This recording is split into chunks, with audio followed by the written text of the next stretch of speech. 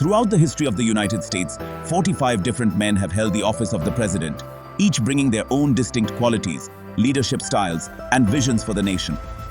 Some of these presidents have left an indelible mark on history, remembered as trailblazers who achieved significant milestones during their terms. However, not all presidential legacies are defined by success. Some are marred by scandals and impeachments that overshadow their achievements. While history often highlights the well-known accomplishments and failures of these leaders, there are many lesser-known facts about the presidents who have shaped the nation in other, often unexpected ways. For instance, some presidents hold unique distinctions, such as being the only president to attain the rank of Eagle Scout, being buried under a foreign flag, or being the only president whose first language wasn't English. These unique facts help to paint a fuller picture of the men who have occupied the highest office in the land. Hi guys, myself Desi Bro, and here are 10 lesser-known first and only facts about US presidents that set them apart in the history of the presidency. 10. Grover Cleveland. Grover Cleveland is widely known as both the 22nd and 24th President of the United States, making him the only president to serve 2 non-consecutive terms. However, Cleveland also holds 2 other notable distinctions from his time in office. Born Stephen Grover Cleveland on March 18, 1837, he was the 5th of 9 children and eventually became known by his middle name. After his father's death in 1853, 16-year-old Cleveland abandoned his plans to attend Hamilton College and instead began working to support his family. Cleveland's journey westward led him to Buffalo, New York, where he clerked in a law firm and was later admitted to the bar in 1859, fulfilling his dream of becoming a lawyer. His legal career paved the way for his entry into politics, first as the district attorney for Erie County and later as the county sheriff.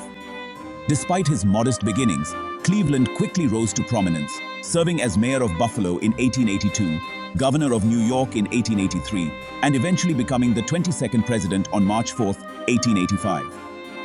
Cleveland's victory marked the first time a Democrat had been elected to the presidency after the Civil War. However, he entered the White House as a bachelor, and it wasn't until June 2, 1886, that he married 21-year-old Frances Clara Folsom, who was not only 27 years his junior, but also the daughter of Cleveland's former law partner and legal ward. Cleveland had become Folsom's legal guardian when she was just 11 years old after her father's death. Their marriage made Cleveland the first and only president to marry in the White House.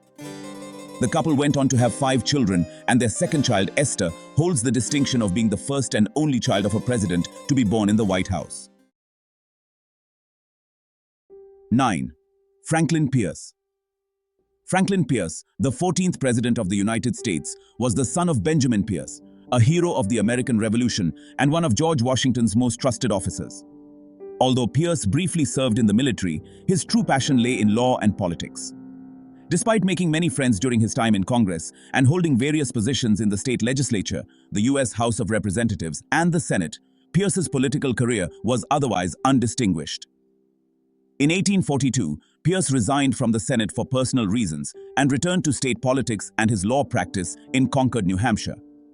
However, the outbreak of the Mexican-American War in 1846 drew Pierce back into military service as a brigade commander in General Winfield Scott's army. After the war, Pierce remained out of the public eye until the Democratic Party's nominating convention in 1852, where a deadlock among supporters of leading presidential contenders led to Pierce's unexpected nomination on the 49th ballot. He went on to win the general election by a landslide against his former commanding officer, Winfield Scott, becoming the youngest man to be elected president at that time at the age of 47. Unfortunately, Pierce's triumph was overshadowed by personal tragedy. Shortly before his inauguration, Pierce and his wife Jane witnessed the death of their only surviving child, 11-year-old Benny, in a train accident. Jane believed the tragedy was divine punishment for Pierce's pursuit of the presidency, leading her into a deep depression. She did not attend Benny's funeral or her husband's inauguration. Despite these hardships, Pierce delivered his inaugural address as the first president to make extensive references to the United States flag and the first to deliver his speech from memory. Pierce also made history by choosing to affirm rather than swear his presidential oath, making him the first and only president to do so. 8. Woodrow Wilson. Thomas Woodrow Wilson, often referred to as the schoolmaster in politics, served as the 28th President of the United States from 1913 to 1921. Wilson is primarily remembered for his high-minded idealism, his leadership during World War I, and his role in signing women's suffrage into law. However, Wilson also holds the unique distinction of being the only US president to have earned a doctorate, and he remains the recipient of the most honorary degrees, 33 in total. Despite being dyslexic from childhood and not learning to read until after the age of 10, Wilson developed a strong interest in politics and literature. He first attended Davidson College in North Carolina, but withdrew after a year and later transferred to the College of New Jersey, now Princeton University, in 1875. During his time at Princeton, Wilson blossomed intellectually, engaging in debates, editing the college newspaper, and publishing a scholarly essay comparing the American government with the British parliamentary system before graduating with the class of 1879. After graduating from Princeton, Wilson studied law for a year at the University of Virginia and was admitted to the Georgia bar in 1882. However, after 2 years of practicing law, Wilson realized he disliked the profession and decided to pursue graduate studies in government and history at Johns Hopkins University in 1883. Wilson wrote his first book, E, which was published in 1885 and is still admired today as a study of lawmaking in the US government. The book was accepted as his doctoral thesis, and he received his PhD in the history of government in 1886.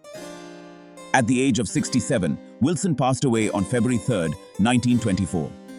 He remains the only president to be buried in Washington, D.C., further distinguishing his place in American history. 7. Martin Van Buren. Martin Van Buren, the 8th President of the United States, was a man of short stature, standing just 5 feet, 6 inches tall. But his cultural background and early childhood experiences would play a significant role in shaping his political career. Van Buren's parents were of Dutch descent, and his father owned a successful inn and small farm in Kinderhook, New York. The Van Buren Tavern was a hub of social activity in the town, bringing young Martin into contact with prominent lawyers and politicians like Alexander Hamilton and Aaron Burr. This early exposure to political communication and debate helped Van Buren develop a natural ability for organization and a clear understanding of complex issues. In 1796, at the age of 15, Van Buren became an apprentice for a lawyer named Francis Sylvester, and soon after participated in his first court case, which he won. He went on to study law and opened a practice with his half-brother, James Van Allen, in 1803. Van Buren's political career advanced rapidly. He won a seat in the New York Assembly, became Attorney General, served in the US Senate, and was Governor of New York before being elected Vice President under Andrew Jackson. In 1836, Van Buren won the presidential election, earning 2 distinct honors. He was the first president born an American citizen and the only president for whom English was a second language. His first language was Dutch. 6. William Taft. Before becoming the 27th President of the United States, William Howard Taft had already enjoyed a long and distinguished career in public service. By the age of 29, Taft had graduated second in his class at Yale and served as a judge. At 32, he became the youngest Solicitor General of the United States and later served as a federal appeals judge for 8 years. Taft resigned from his judgeship on March 15, 1900, after President William McKinley appointed him as chairman of the Second Philippine Commission. Taft excelled in this role, and in 1901, he became the first civilian governor of the Philippines, where he worked to improve the island's economy and infrastructure. Even when President Theodore Roosevelt offered him a position on the Supreme Court, Taft refused, preferring to stay in the Philippines. In 1904, Taft agreed to return to Washington to serve as Roosevelt's Secretary of War, but only if he could continue overseeing Philippine affairs. With Roosevelt's encouragement, Taft ran for president and was elected in 1908, defeating William Jennings Bryan. After serving 1 term and losing the 1912 election, Taft returned to academia as a law professor at Yale. Taft's lifelong dream of serving on the Supreme Court was fulfilled on June 30, 1921, when President Warren G. Harding appointed him Chief Justice of the United States Supreme Court. Taft remains the only person in American history to have held both the highest executive and judicial positions. 5.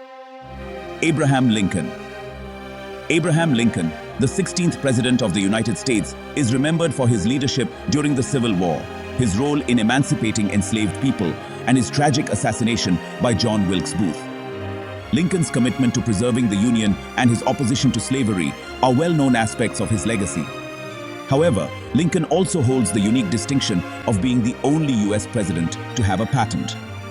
On May 22, 1849, Lincoln was awarded U.S. Patent number 6469 for his invention of a device for buoying vessels over shoals.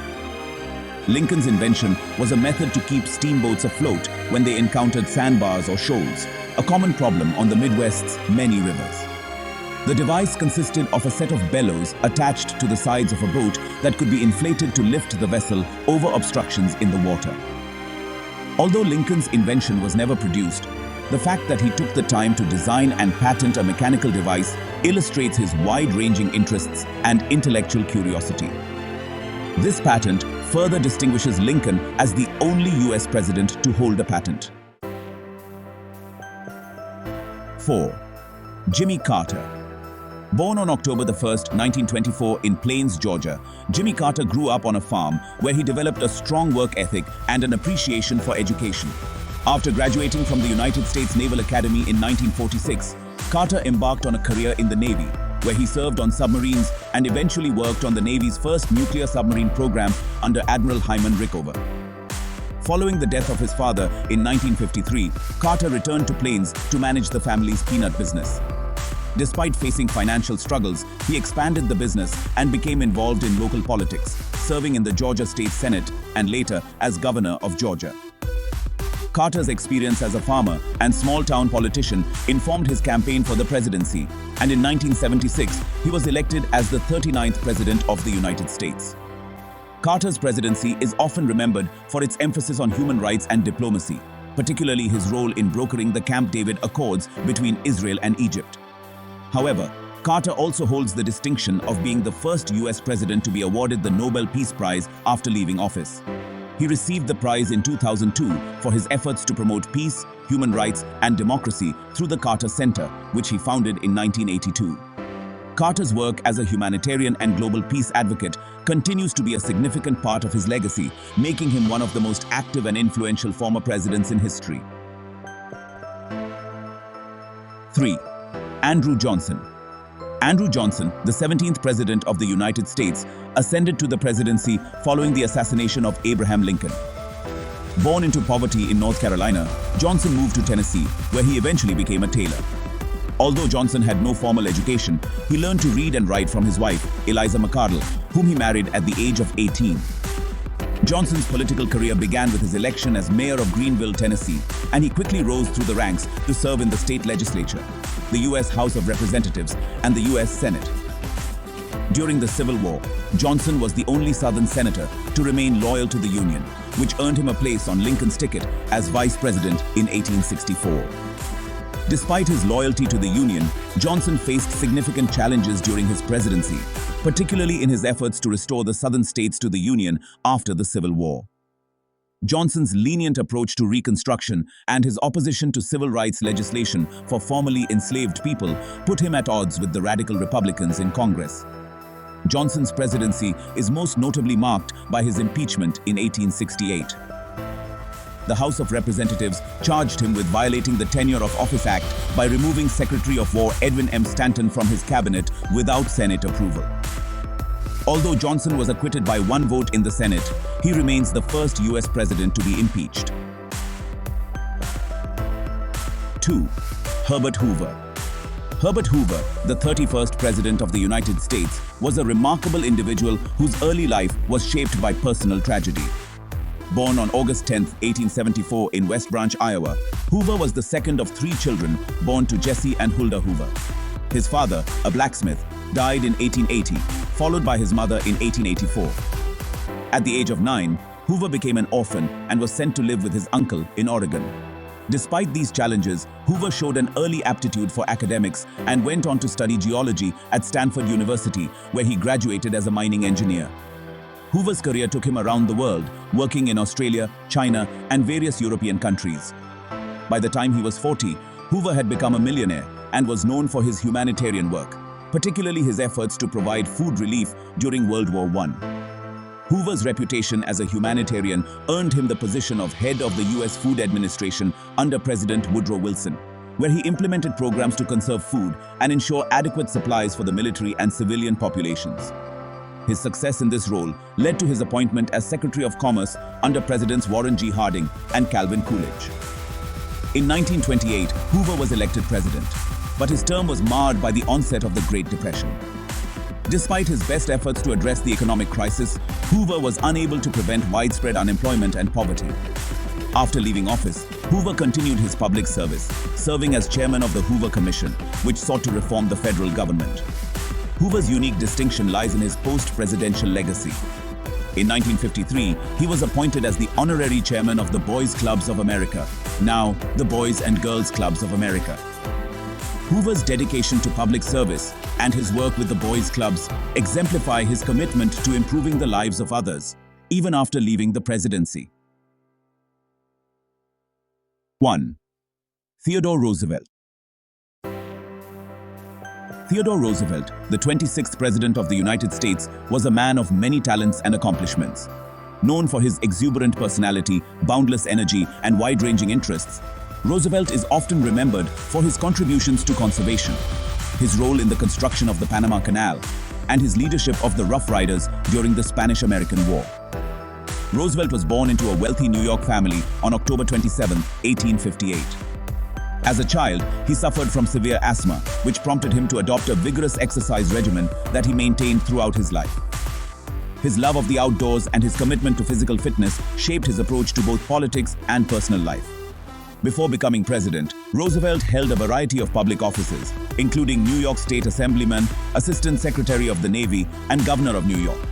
He became vice president under William McKinley in 1901 and assumed the presidency after McKinley's assassination later that year. At the age of 42, Roosevelt became the youngest person ever to assume the presidency, a record he still holds today. During his presidency, Roosevelt pursued a progressive agenda, advocating for labor rights, consumer protection, and environmental conservation. He established the National Park Service and designated numerous national parks, forests, and monuments, earning him the nickname the Conservation President. In addition to his political achievements, Roosevelt holds the distinction of being the first U.S. president to receive the Nobel Peace Prize. He was awarded the prize in 1906 for his efforts in mediating the end of the Russo-Japanese War, making him the only president to receive the Nobel Prize during his time in office. Roosevelt's legacy as a president and a public figure is one of action, determination, and a deep commitment to the welfare of the American people and the natural environment. His life and achievements continue to inspire future generations, solidifying his place as one of the most influential presidents in American history. That's all for today, my friends. Please like, share, and subscribe. See you next time with more amazing topics. Till then, peace.